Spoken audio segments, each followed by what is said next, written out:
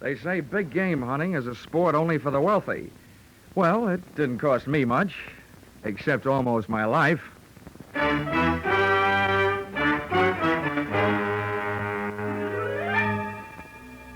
This is another in the adventures of America's fabulous freelance insurance investigator, Johnny Dollar.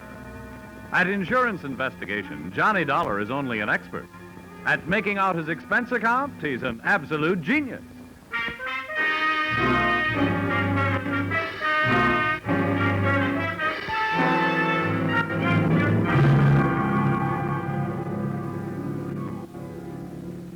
Expense account submitted by Special Investigator Johnny Dollar to Home Office, Britannia Underwriters Association, Hartford, Connecticut. The following is an accounting of my expenditures during my investigation of the unscheduled performances in Maximilian Sandro's animal show. Or, all they needed was a clown, and then I showed up. Or, I once thought I'd run away with a circus. This one I wanted to run away from. Expense account, item 1. $70.21, train and cab fare from Hartford to a vacant lot just outside Brunswick, Georgia. The winter quarters of Maximilian Sandro's animal show. The first animal to show was an elephant. Bravo! Bravo! Hey, mister, where can I find Maximilian Sandro? Come on. Hey, mister, I want to ask you a question. Please, you're not so loud. You upset Blanca. I'm going to try to teach her an aria for next season. An aria? Well, that should set opera back 10 years. Ah! Sweet, Blanca, sweet. That's the only musical elephant in the world, the Pachydermachanthus. Well, look, I'll stop interrupting rehearsal if you'll tell me where I can find your boss, Maximilian Sandro. My boss? Yeah. It is I. I am Maximilian Sandro. Oh, good. I'm Johnny Dollar from the insurance company. Oh, let's make it something else. Blanca, you rest. I'm going to come back when I'm through with Mr. Dollars. Well, as I understand it, Mr. Sandro. Oh, that's a poor Blanca. She don't like to see me go. You know, she's like a puppy to me. But this is the new black leopard. That's the beginning of all of my trouble. I'm going to show you to her. Someone has tried to steal her. And that's what I don't want, Mr. Dollar. Well, since Britannia Underwriters insured her for $20,000, that is what they don't want, too. See, that cost me too much to get her from Africa. To lose her, that would ruin my financials. Everything would go. Ah, these are my monkeys. Yeah. Hi. Look, Mr. Sandro, how does anybody go about stealing a neat little package like a black leopard? And why? Why? Mm-hmm. Because she's a very special leopard. She's a very big, very shiny. I'm going to name her Ashanti. She's going to be my prize attraction. There's lots of animal shows would like to have her. Oh, you suspect your competition? Oh, see. Well, when was the attempt made? One night last week, they make with the truck. They tried to pull her cage away, and we saved her just in time. Oh, see, my finches, the parakeets, and the toucan, and this is my crow. Yeah. Very nice. Colorful. Did you try and trace the truck? Man, no, so no with the trace. They went away, whoosh, no lights. And it's something else that's not right at all. Oh, yeah? What's that? I'm going to make a big plan. I'm going to get all the money I can put a hands on to buy her from this man Tex Randall. And then now he say the money that was enough before is not enough now. He think he cheat me, this Randall. Well, I'd like to help you with that, too, Mr. Sandro, but I'm afraid that's your problem. My job is to see that your leopard isn't stolen. I see, I know. You get to pay for your job, but you do it. And that's... Oh, no. There is a shot. There is my leopard.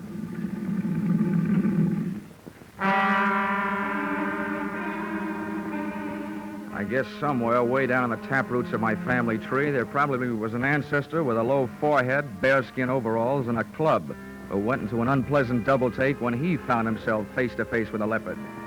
I know the feeling I had when I saw Ashanti was inherited from somebody. My feet wanted to run, but my eyes wouldn't leave her as she paced back and forth in about a 12 by 12 cage. Baleful yellow eyes set in a sable-black face, ears laid back and tail lashing in anger, and lips that drew up showing the nastiest set of choppers I've ever seen. She was beautiful, all right, but my vote would have gone to the iron bars that separated us. They were downright gorgeous. Don't waste the time on the walk back in a fort. You be a good girl. Pretty soon you and me will be good friends. You see, Mr. Dollar, right now, Ashanti, she's a very angry. She's a boil inside. But I'm a know my animals. And not long, she's going to eat out of my hand. Yeah, well, she looked like she'd make a meal out of it right up to the elbow. Oh, Hey, my Sandro. Lord. See, Cosi, what? Oh, you. Who's this hombre? This is Mr. Dollar. He's come from the insurance company. Well, howdy, Mr. Dollar. I'm Tex Randall. This is the man I tell you about. How are you? You mean you captured this thing? Yeah, I brung her in from the Togo territory in West Africa. I thought my racket was tough sometimes.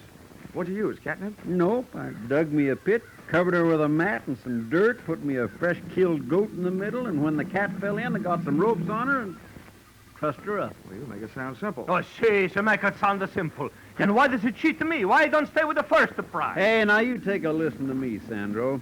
I told you I'd give you your money back and sell this cat somewhere else. The trip cost more than I thought it would. And I ain't about to lose dough on it just to make you happy. Sometimes I'm thinking you don't talk straight. I'm going to go back to my elephant now, Mr. Dollar. Okay, Mr. Sandro. I'll check with you later. He spent too much time talking to critters. He don't make no sense out of nothing. Right. I'm glad you're here, Dollar. I ain't been 20 yards away from this cat since I got her here. Been bunking in that sleeping bag every night right close to the cage.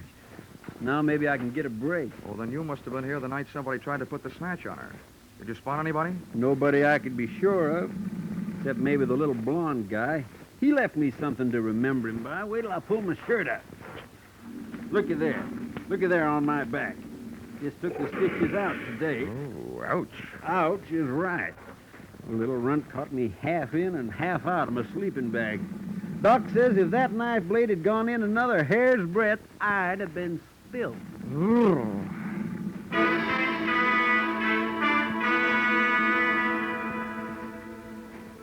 And with that happy thought, Tex Randall, a hard man to kill, left to go into town. I watched the shanty turn into enough raw meat to keep a kennel of Great Danes happy for a week, after which she settled down for what you might call the original catnap. Sandro's elephant settled down to a short vocal lesson, and I settled down for a game of mumbly peg. But before I could get warmed up, I had a visitor. Hello. Wow, the Ava Gardner type with darker hair and olive skin. You look as though you could use some company, Mr. Dollar. Well, who couldn't? I was beginning to think the only females around here walked on all fours. Oh, I've had the same feeling about the males. Then he didn't mention me. Who? Pop, the boss. Oh, no. Sandro didn't mention much of anything but his black leopard. Well, I'm Angela, his daughter. Oh, I see. He probably forgot to mention you on purpose, hoping to keep my mind where it belongs, on my work. Well, that's what I came to talk to you about. What can you do? You can't stay with Ashanti for the rest of her life, can you? Well, before I found out about you, I would have said no. Please be serious. All right. There's only one thing to do. If the leopard isn't safe here, and from what I've seen and heard, I don't think she is, I'll just have to take her someplace else until this is all cleared up. Take her someplace else? Mm-hmm. Well, that would break Dad's heart. It would break the heart of the company that hired me if Ashanti turned up missing. Look, he can't take her on the road until next summer. We'll keep her safe until then. I'm sorry, but it's all I can do. Oh, poor Dad. He's going to hate you for it, you know. Oh, well, that I can stand. But there's no sense you're wasting our time feeling the same way. I didn't say I would, did I? As a matter of fact, I was going to stay right here until you asked me out to dinner. Or something. Oh, well, let's not hurry. Stick around. I'll figure out where to invite you when I know you better.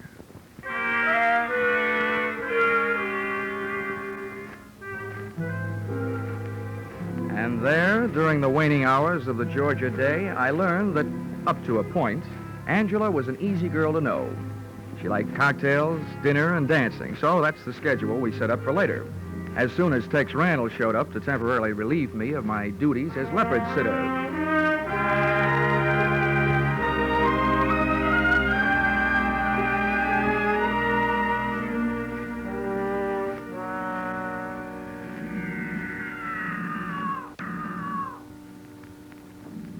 But at martini time, I was still sitting. And may I say that the cocktail hour spent in the middle of a menagerie is not the restful period it's supposed to be. As soon as the sun dropped, the noise rose. Wild brains and caged bodies reacting to the night, instinctively telling the countryside that whether they were free or not, this was their hunting time. I not only felt like Tarzan of the Apes, I felt uneasy. The shanty complained to me. A light from somewhere behind me glinted in her eye, then disappeared as she started her back and forth pacing again. Sounded like she was trying to tell me something. She was. I was too stupid to understand it. Oh! Whatever hit me from behind didn't land hard enough. I stayed on my feet, but a pair of strong hands twisted my arms behind my back, and one hand pushed my wrists into a double hammerlock.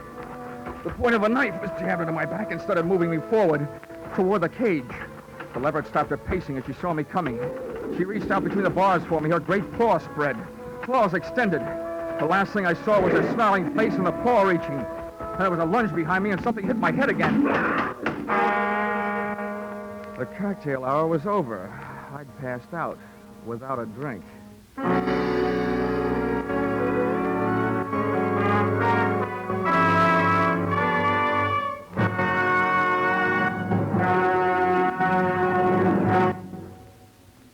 In just a moment, we will return to the second act of Johnny Dollar.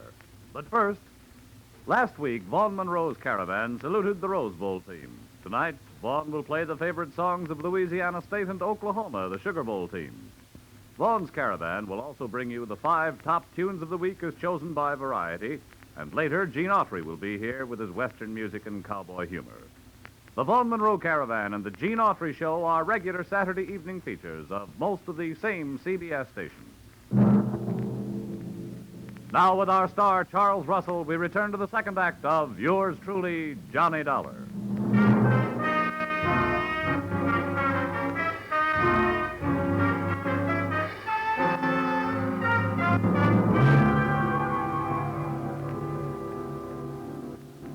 Well, sir, I don't know how I lived through that one, but as it turned out, I did. When I opened my eyes, I was still in Georgia, but that condition was about all that hadn't changed, for the worse. My head was not only aching in the back, but a new lump had been born above the bridge of my nose. But nothing else had been added. When I finally got to my feet, I saw that only a trace was left of a shanty, the Black Leopard. A pair of ruts in the dirt made when her wheeled cage had been hauled away. I started out to find Sandro and a telephone, but one of my feet found something else before I'd taken 3 steps. I didn't know how he had gotten where I was supposed to be, but he'd made it. Tex Randall, his neck twisted and the marks of claws on the side of his battered head.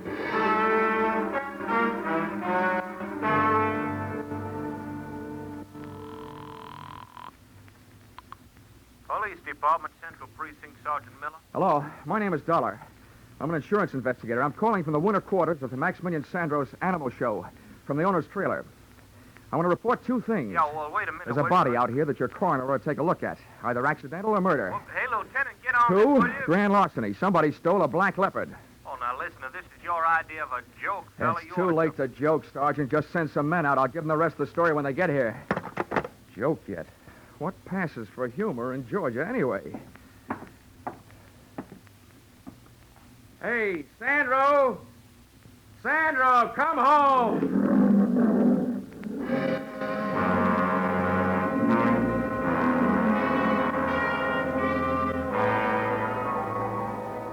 Nobody answered me but an old Libyan lion, so I shut up. I browsed around Sandro's trailer while I was waiting for the police. I wasn't looking for anything, but I found it. On a table, there was a small Christmas tree that had been transformed into what is commonly known as a friendship tree, meaning that about 6 Christmas cards were hung on with cellophane tape. There was nothing else to read, so I scanned through those. And the third one I opened my eyes. It was inscribed, "Sorry, I can't be with you. Greetings from San Francisco. Your loving daughter, Angela." Before I could fully digest that tidbit, I heard a shoe scrape on the steps outside. Then the trailer door opened. Well, here he is then. I told you we'd find him here. Yes. Very good, my dear. The man with the Angela by whom I had so recently been taken in looked 50-ish, capable, suntanned, and well-armed. Well, Mr. Dollar. You don't appear to be surprised. After what's happened already tonight, I wouldn't be surprised if General Sherman dropped in on his way back from the sea. Yes, splendid. I admire a show of courage. A sense of humor at the point of a gun. Oh, think nothing of it. Sometimes my jokes are so funny they kill people. I think we'd better get him out of here, Ben. I don't think it's safe. Yes, you took the words right off the tip of my tongue, my dear. Shall we go, Mr. Dollar?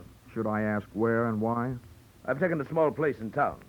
There, at our leisure, we shall discuss a fascinating subject. Hmm? Namely, the whereabouts of a splendid black leopard.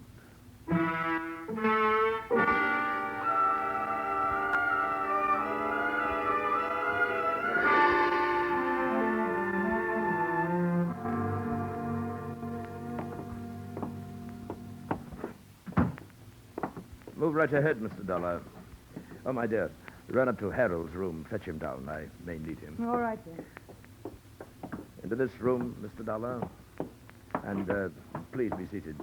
If you don't mind my asking, Ben, how do you manage... My dear sir. Hmm? It just so happens that my full name and title is Sir Bennet Mountfort. The term of familiarity, Ben, is to be used only by my closest friends.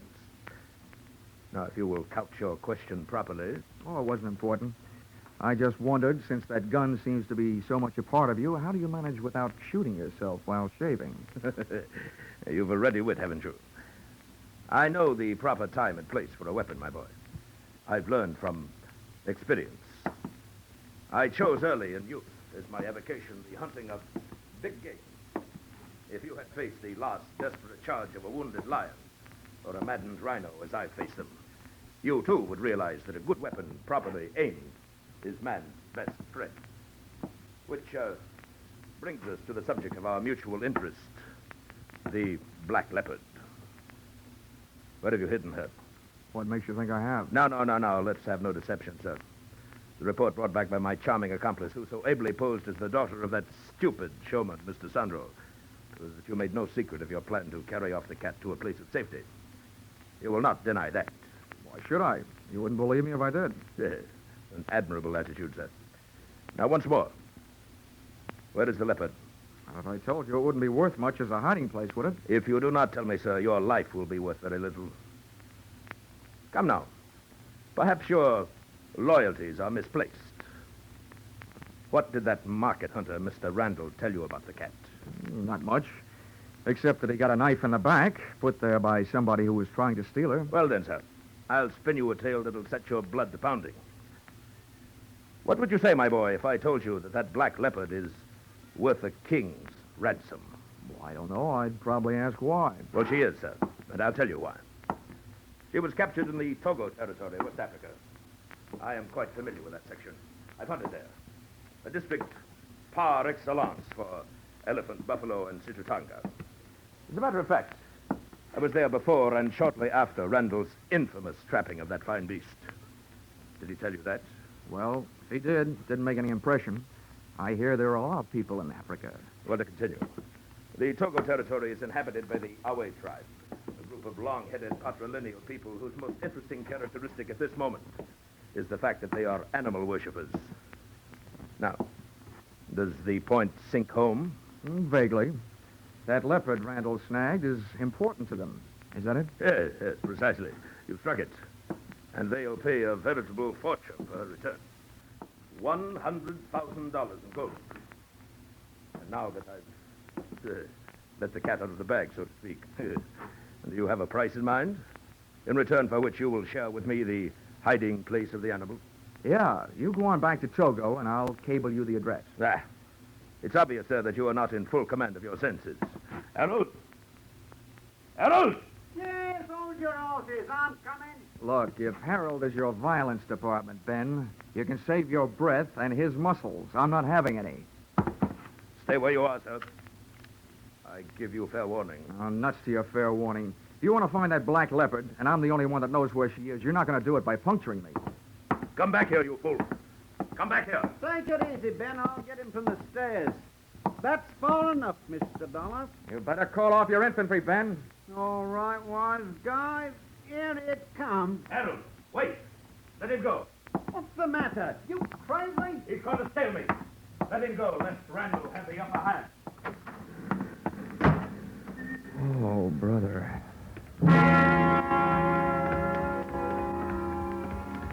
As I went out, I caught a glimpse of the man Mountford had called Harold. The same little blonde runt Randall had talked about. That wrapped up the question of who had played tic-tac-toe with a knife on the Texan. But 10 yards of Sir Ben's front walk later, I suddenly remembered Mountford's last words. "Lest Randall have the upper hand," he said. It sounded like he didn't know Randall was dead, which shook my head and in a strictly nonsensical way made sense. Well, there was only one place for me to go, so that's where I went. Back to Maximilian Sandro's Animal Show.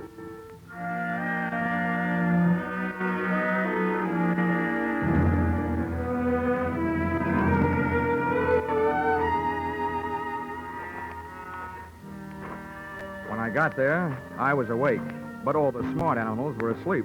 Mr. Dollar! Maximilian Sandro hailed me from the lee side of a tent. Come in, Mr. Dollar, into the shadows. The police is by my trailer. Where have you been, Sandro? I was hiding, but I worry so much about you. When I come back where you are, you're not there. What do you mean by your black leopard's cage? I'd left. That place had unpleasant memories for me. Oh, see, me too. I'm sad with it. When I see that man, Randall, he's a push you to the cage with a knife, I'ma go crazy. I'ma nothing. I'ma run up and a push. So then you fall, you hit your head in the bottom of the cage. And then Ashanti, she hit the Randall instead, and I'm so sorry. Oh, don't bother with an apology to me. No, you don't understand. Look, I'ma commit the murder. With these two hands, I'ma push him on the leopard. Oh, well, there's such a thing as justifiable homicide. You were saving my life. So let's not worry about it until it gets to court. If it does. Where did you take your cat? How you know that? Nobody else has her, so you must. You were at the right place at the right time to haul her away. All right. I tell you true. See, I take her away where she's safe. I keep her where she is until this trouble is no more. Oh, now, listen to me, Sandro. I know how you feel, but I've met the people who were after your leopard. They say they can get $100,000 for her back in Africa. $100,000? Consequento. For that kind of money, they'll never stop looking for her. The only way to stop them is to let them find her, and then we'll try and wind this thing up. Wind up? Does it mean finish? Yeah. Oh. I'm pretty sure I've been followed here. Now, will you take me to the hideout? No, so there's people, they follow you there. I'm not like that.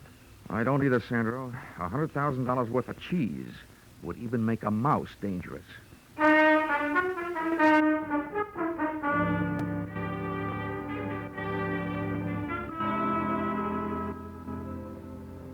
Sandro was a hard man to convince. I wasted more words than a Republican campaigner, and then I used blackmail. Then I told him I'd turn him in for Randall's killing and testify against him instead of for him. He saw things my way.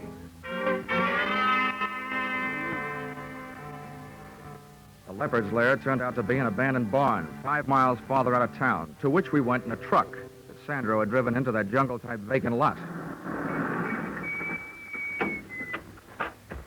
Now come. This way, please. This way. Okay. It's a little side door.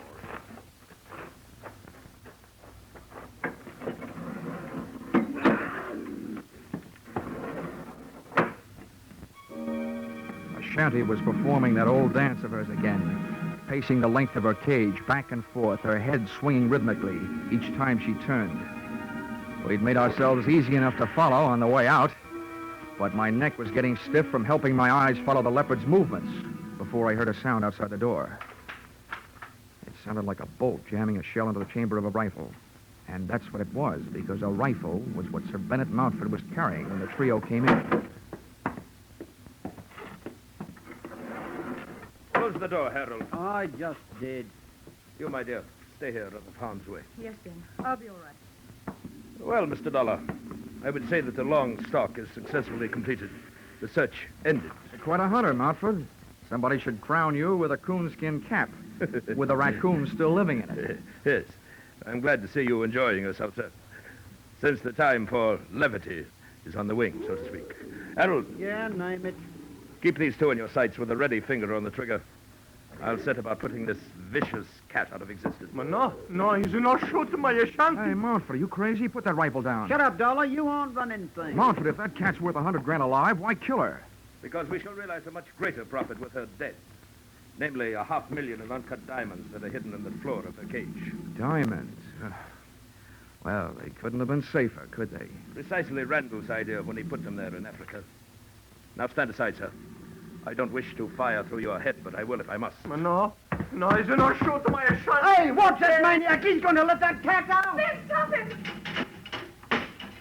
Stop fast! Don't move! I'll meet her charge. No, Shanty, run for your life.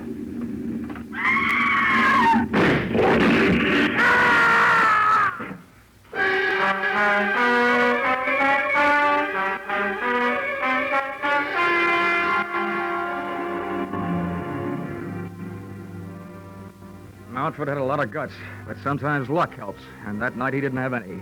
Ashanti sprang straight through the little door of her cage. She was still in the air when she went past him, head high, and as she did, one of her fatal front paws reached out for him. It looked almost delicate, but the force of the blows sent Mountford clear across the barn, and when he landed, he didn't move. Ashanti straight toward a square of night sky showing through a window, and she was gone. Ashanti, come back. I turned back, away from the window, to check on the rest of our guests, but they were gone. Apparently, there was something about a leopard on the loose that had made $500,000 in diamonds not as important to Harold and the phony Angela as distance between them and that barn. So, there I was, suddenly left with nothing to worry about. If you can call enough diamonds to stock the Kimberly mines, nothing.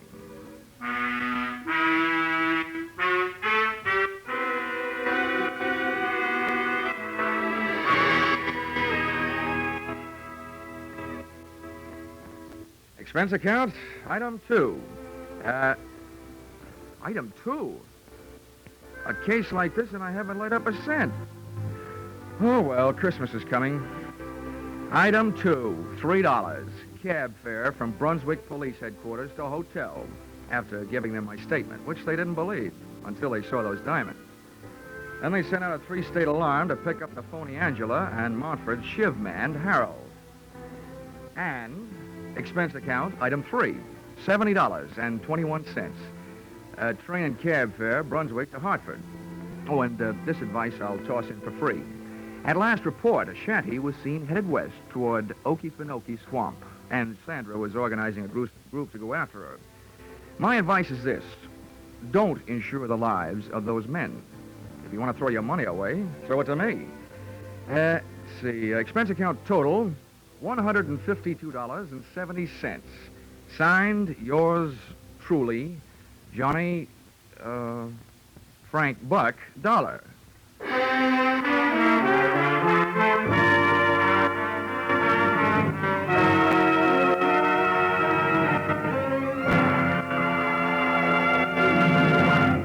Yours truly, Johnny Dollar, stars Charles Russell. Tonight's script by Paul Dudley and Gil Dowd was produced and directed by Ralph Rose. Featured in the cast were Lynn Allen, Larry Dobkin, Bill Conrad, and Parley Bear. The special music is written and conducted by Leith Stevens. Your announcer, Bob Stevenson.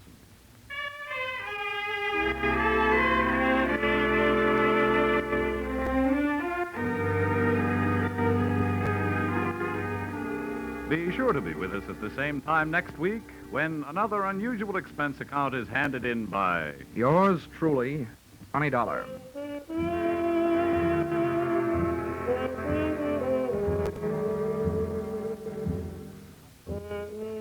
Teamwork. That's the American way. Working together to produce more per man, per machine, per hour, so that everybody on the team benefits. The American economic system is geared to benefit all of the people. Under this system, everybody moves together toward the common goal of better living. The better we produce, the better we live. For your free copy of the booklet, The Miracle of America, write Box 10, Times Square Station, New York City. Stay tuned now for Vaughn Monroe's Caravan, which follows immediately on most of the same CBS stations. This is CBS, where yours truly, Johnny Dollar, meets adventure every Saturday night, the Columbia Broadcasting System.